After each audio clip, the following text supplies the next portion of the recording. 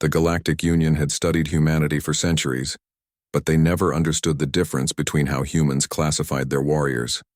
Words like regulars, marines, and elite forces were tossed around by humans with casual ease. To most species, they all sounded the same, soldiers with different names. But to those who had faced them, the distinctions meant terror in escalating degrees. The first contact between humans and the Galactic Union had ended peacefully, though the tension beneath was thick. Humanity had entered the stars faster than predicted. Within a few decades, their ships were crossing systems once thought unreachable. At first, the Union viewed them as a curious, volatile new race, useful for trade, maybe unpredictable in politics, but manageable. That illusion shattered when the Skarnic War erupted. The Skarnic Empire was vast and merciless.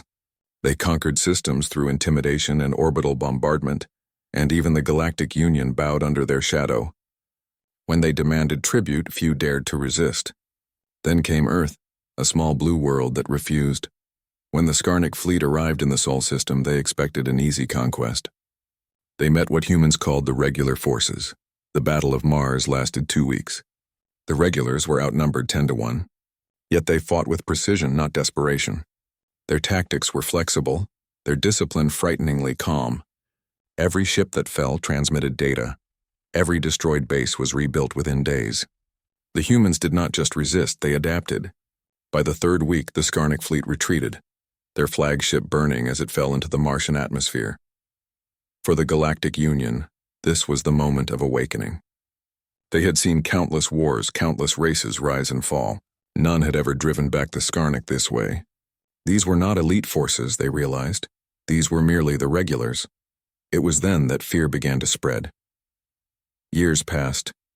Humanity became a member of the Union, though few truly trusted them. They were given sectors to guard, trade routes to patrol, and diplomatic stations to manage. Every race watched carefully, noting how the humans organized everything, from logistics to military chain of command, with unnerving efficiency. Yet the humans rarely showed aggression. They spoke softly at council meetings, sent aid to broken colonies, and shared medicine freely. Many began to think that the fear had been exaggerated. Then came the Turnak crisis. A frontier world named Lurea was attacked by the Turnak Dominion, a brutal coalition of mercenaries and warlords. The Galactic Union called for help, but most member races hesitated. Lurea was far, and the Turnak were known to enslave any who opposed them. The Union decided to send a small force to show unity. Among them were human regulars. The Turnak forces numbered in the thousands, supported by capital ships and ground legions. The Allied forces, barely a few hundred ships strong, were sent to delay the invasion until negotiations could begin. The regulars did not delay, they attacked. When their ships dropped from warp, they didn't broadcast threats or demands. They simply moved in perfect silence. The first Turnak outposts were gone within minutes. Enemy carriers exploded before even registering that the humans were upon them.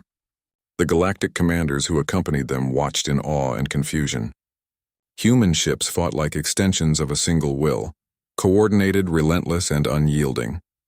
When the battle ended, only fragments of the Turnak fleet drifted in the void. Lurea was saved, though the planet's surface bore scars that would take generations to heal. The report of the engagement reached every corner of the Union. Once again, the regulars had done what others thought impossible. Yet in their debriefing, the human commander simply said, "We followed standard combat doctrine." The phrase sent chills through the council chambers. If that was standard, what did elite forces mean? For years, rumors grew. Stories whispered in mess halls and barracks across the stars. Some said the elite forces were experimental warriors, trained from birth. Others said they were not human at all, machines or hybrids. The humans never clarified, and that uncertainty only deepened the unease. The Union's curiosity turned into fear again when the Dran coalition declared war. The Dran were masters of siege warfare, a coalition of species bound by conquest. Their fleets were massive, their fortresses indestructible. They had crushed 3 member worlds of the Union before anyone could respond. The council convened, debating how to resist, until the human representative spoke. "We will handle it." There was no boasting in his tone, only certainty. The rest of the council murmured in disbelief. But the humans left the chamber before any argument began. The regular forces were mobilized first. Fleets of gray and silver warships departed Seoul, spreading across the front lines like an expanding shield. The first skirmishes went well, but the Dran pushed harder, deploying planet-killer weapons and gravity bombs. Whole colonies were wiped out overnight. The regulars began to take heavy losses. Then a transmission went across every Union channel. It was a single sentence spoken by a calm human voice, authorization confirmed. Elite forces deployed. No one outside Earth's command structure knew what that meant, but the effect was immediate. Every human fleet adjusted formation. Civilian transports evacuated border systems. The Union fleets were instructed to stand down and observe. Hours later, strange signals were detected across the Dran sector. Bursts of encrypted energy unlike any known transmission. The Dran fleet began to report internal malfunctions. Weapons turned offline. Communications jammed. Navigational systems scrambled. When visual feeds were restored, they showed something horrifying. Human warships, black and unmarked, had entered the system. They did not use transponders, nor did they respond to hails. Their designs were unfamiliar, sleek, predatory, and silent. They moved in formations that ignored gravitational limitations, sliding through defense grids as if physics itself bent to their will. Every Dran fortress that fired upon them vanished. Not exploded, vanished. The space they occupied turned white for a heartbeat, then empty. No debris, no survivors, only silence. Within 2 days, the Dran command worlds were gone. The Galactic Union scrambled for explanations. Some thought it was advanced technology. Others believed the humans had weaponized dark matter. Yet no one could confirm. The humans gave no report, no statement, not even a victory celebration. When questioned, the human ambassador replied, "The elite forces have returned to standby." The Union realized something chilling. The regulars, the soldiers already feared across the stars, were only the surface.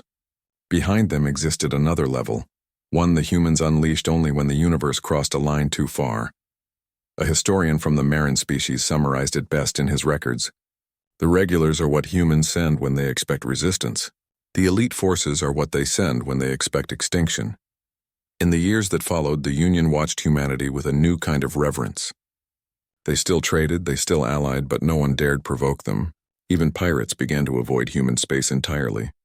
The stories spread faster than official reports. Tales of shadow fleets, of ghost soldiers that appeared on planets during crises and disappeared before dawn. Some said the elite forces had no ranks, no names, only missions. Others said they were the veterans of countless wars, kept alive by technologies unknown. A few claimed they didn't exist at all, that the regulars had simply evolved beyond what others could comprehend. But one event silenced all debate. A century later, an unknown entity emerged from the galactic rim. It was unlike any civilization seen before, a swarm intelligence vast enough to blot out suns. It devoured systems, feeding on energy and matter, replicating endlessly. The Union's fleets fell one by one, their weapons useless against its shifting form. When the swarm reached the edge of human space, the Council convened again. Desperation filled the chamber. Every species pleaded for unity, for a plan. The human representative stood quietly until the room fell silent. He said only 2 words: "Stand back." No fleets moved for 3 days. The swarm advanced undeterred. Then sensors across dozens of systems detected gravitational surges, warping, bending, reshaping the void itself. From the darkness, ships appeared, not from warp, but from something deeper. They bore no insignia, no signal, no light. The elite forces had returned. The swarm's advance stopped. Its countless drones turned toward the intruders, and the stars lit with battle. The void itself trembled under the magnitude of energy unleashed. Observers could not comprehend what they were seeing. Space folding, time bending, entire regions blinking out of existence.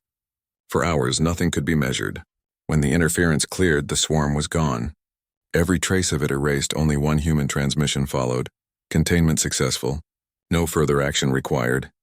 After that, no one ever questioned the hierarchy of human forces again. Generations passed. The Galactic Union endured. Though its politics shifted, its member races evolved. Humanity remained part of it, quiet and stable, always present but never dominant. Their fleet still patrolled borders, their regulars still trained on barren worlds. The elite forces, however, were never seen again, yet the fear and respect they inspired never faded.